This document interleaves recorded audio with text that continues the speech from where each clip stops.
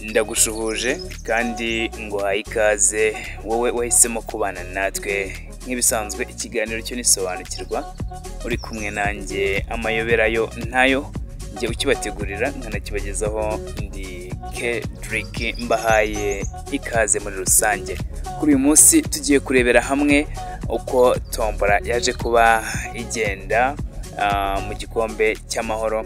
Amakipe yatomboranye nk'ibisanzwe, ni igikorwa cyabereye Kicukiro hano ku biro bikuru bya Ferwafa, aho amakipe yagiye atomborana nk'ibisanzwe mu gihe ikipe iheruka kuba yatwara iki gikombe ariyo Polisi FC yaje kuba yatombora Bugesera FC, ndetse biteganyijwe ko imikino imanza izakinwa kuri tariki 11 ndetse na tariki 12 Gashyantare 2025.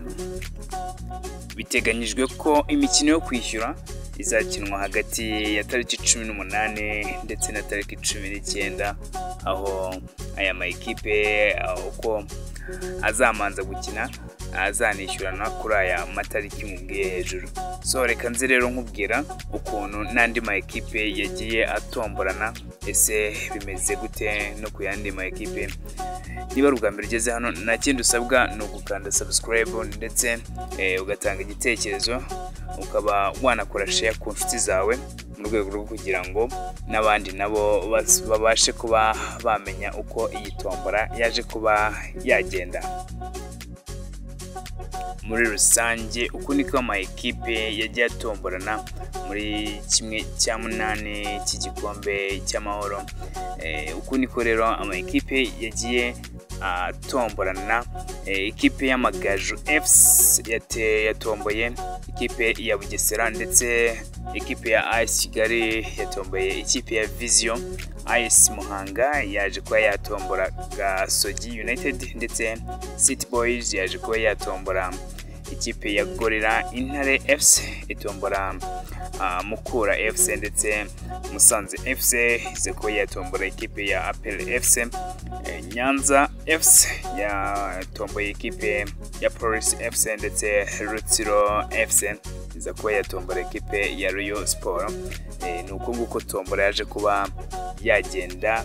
Amakipe rero akaba yanatangiye imyitozo yitegura kuba yakina muri rusange, aho nakubwira ko ikipe ya APR FC igeze kuri imyitozo, ikipe ya Royal Sport yo imyitozo nayitangiye mbere y'andi makipe,